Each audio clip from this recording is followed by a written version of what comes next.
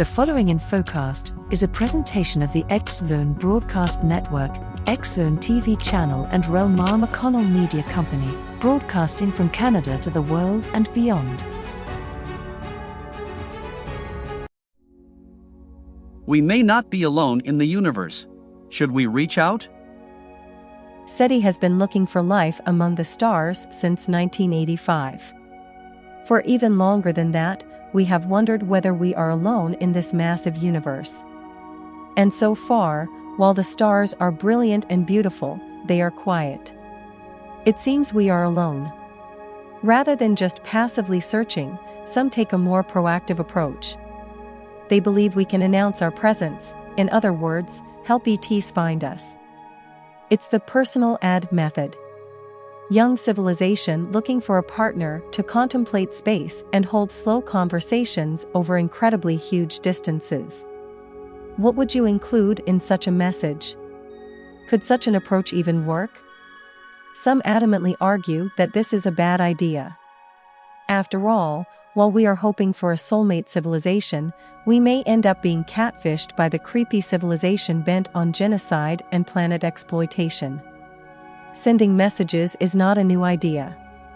We have sent messages to the stars before, hoping that someone out there will find them, and if not answer them, at least know we are, or were, here on Earth.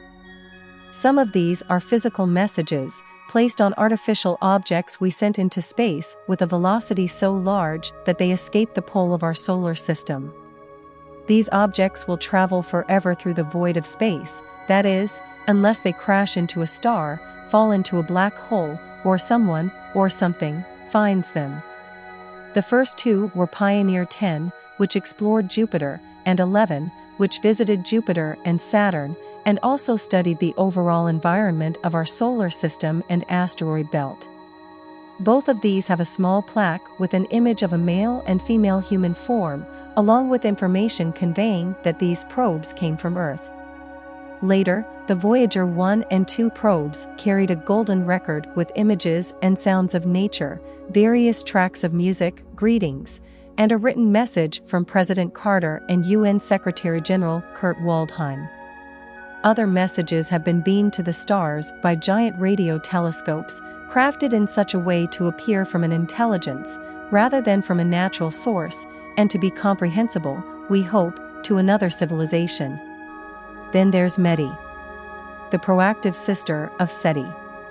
Messaging extraterrestrial intelligence seeks to craft and transmit messages that one day may be found by another civilization. The dark forest. Yet one of the most terrifying possibilities is that maybe it's better not to put a personal ad out there at all. The Drake equation is a way to calculate the number of alien civilizations with which we can communicate. It is the product of several probabilities, some of which we have a pretty good understanding of, the star formation rate, the fraction of stars with planets, to ones we have no clue about, the fraction of planets where life develops, the fraction of times that life develops intelligence, the lifetime of such a civilization.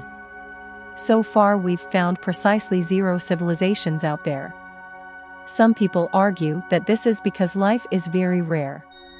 Others suggest that it is rare for life to reach a technological level where it can communicate with the stars. Or perhaps, once a civilization reaches this level of technology, it doesn't live for long before it blows itself up or changes its planet's climate so much that the civilization ends. But there's another possibility called the dark forest theory, introduced by science fiction writer Liu Cixin. The basic idea is that there are civilizations out there, but they are all staying quiet. They know it's not a good idea to reveal your presence to a hostile universe. There could be loads of civilizations that are ready to destroy each other. People who adhere to this line of thought are passionate. We shouldn't talk. We shouldn't respond. We should just shut up. Well, I've got bad news for you. This may be impossible. Dr. Sherry Wells Jensen is an associate professor in linguistics and TESOL at Bowling Green State University. She's on the board of directors of METI. That horse, as they say, has left the barn, she tells Big Think. Our military radars are blasting into space already. Our atmosphere displays oxygen. It also displays the evidence of industrialization. We can refuse to say hello, but our presence is knowable. We can either be knowable and be speaking, or we can be knowable and be silent. It's a choice between message and no message, not a choice between hiding and revealing ourselves. We have been sending messages to one another for about 100 years now, long enough to make an expanding bubble of emissions with a diameter of about 200 light years.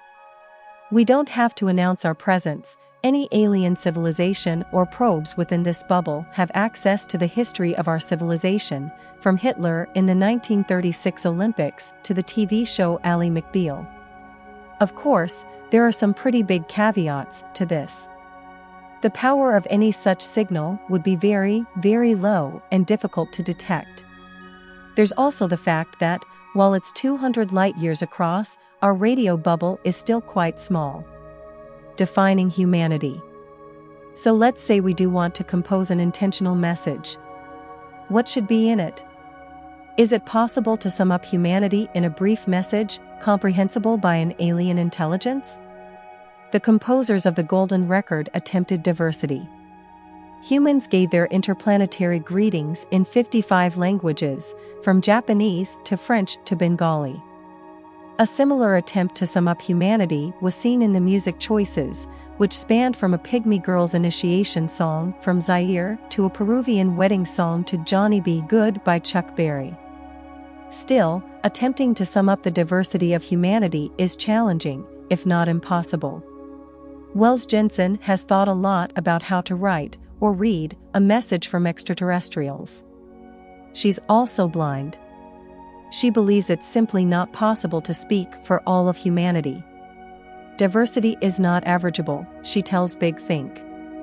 When I go to events that claim to be inclusive, for example, I, as a disabled person, am regularly excluded. This happens even when the event is literally about diversity. We cannot represent our diversity to others when we rarely represent it to ourselves. Then there is the flip side of the coin. Perhaps we don't want to show the full range of humanity.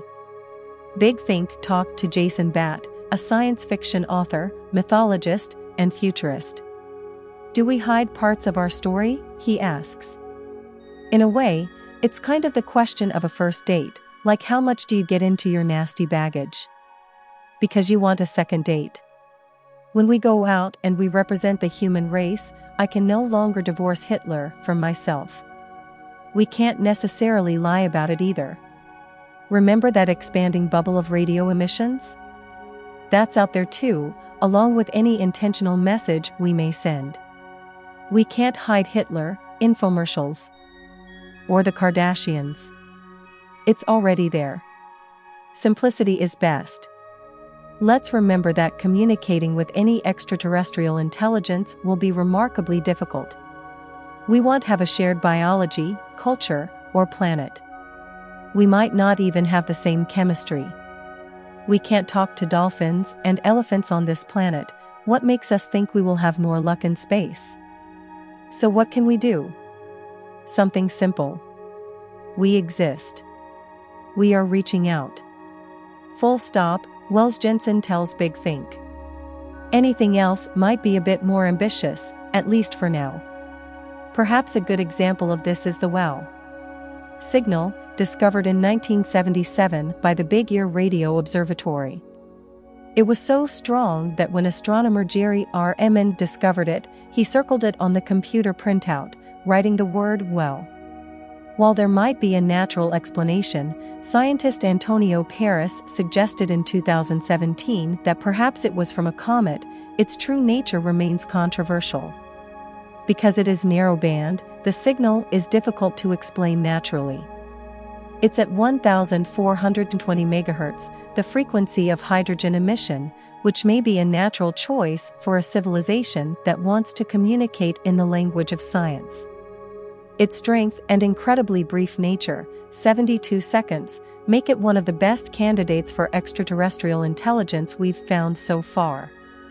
35 years later, We sent a reply composed of a group of tweets and a message from Stephen Colbert urging the aliens not to eat us.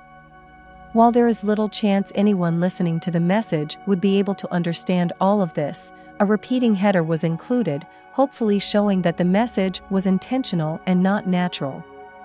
While the signal may indeed turn out to have natural origins rather than of an extraterrestrial intelligence, it may be a good example of what contact with a neighboring civilization might look like. We're here. We're here, too. A conversation that takes 1,000 years.